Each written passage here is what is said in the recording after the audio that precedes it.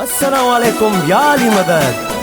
हिन कसीदे जी खास फरमाइश कई है साईं हसनैन बुखारी और उनके पसंद जो कसीदो आ एक दफ़ो ज़रूर ॿुधंदा।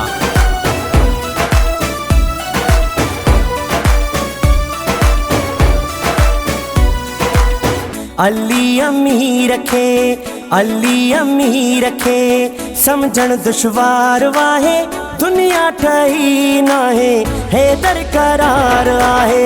अली अमी रखे, अली अमी रखे, समझण दुश्वार वाहे, दुनिया ठही नाहे, है दरकरार आहे। दुनिया ठही नाहे, है दरकरार आहे।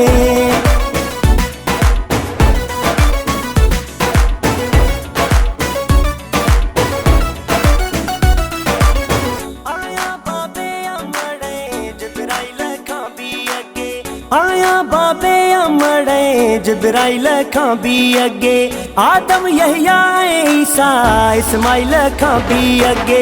आया बाबे अमड़े जिब्राइल खां भी अगे, आदम यहया ईसा इस्माइल खां भी अगे। साॻियो ई तुंहिंजो बचड़ो, साॻियो ई तुंहिंजो बचड़ो, घोड़े सवार आहे, मादर सुञाण मोती साॻियो ई हारो आहे।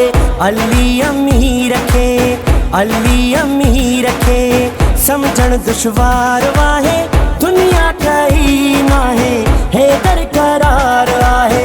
दुनिया ठही नाहे, है दरकरार आहे।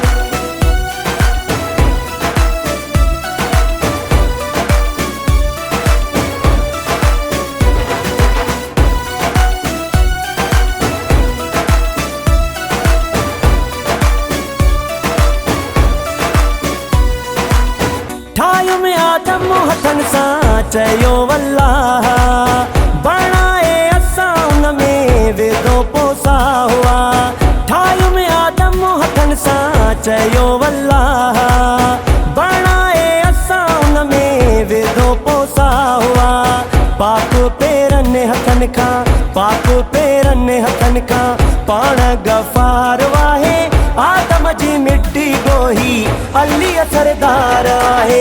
अली अमी रखे, अली अमी रखे, समझण दुश्वार वाहे, दुनिया ठही नाहे, है दरकरार आहे। दुनिया ठही नाहे, है दरकरार आहे।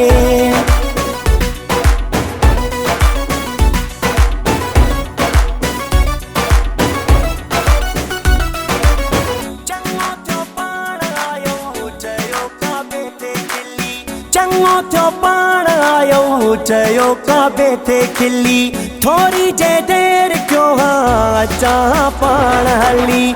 चङो थियो पाण आयो चयो काबे ते खिली, थोरी जे देर क्यों हाँ अचां पाण हली। मूंखे आलोड़ मूं कई, मूंखे आलोड़ मूं कई, बद दीवार आहे, नाज़िल हजमू में थियणो मर्दिन मुख्तियार आहे।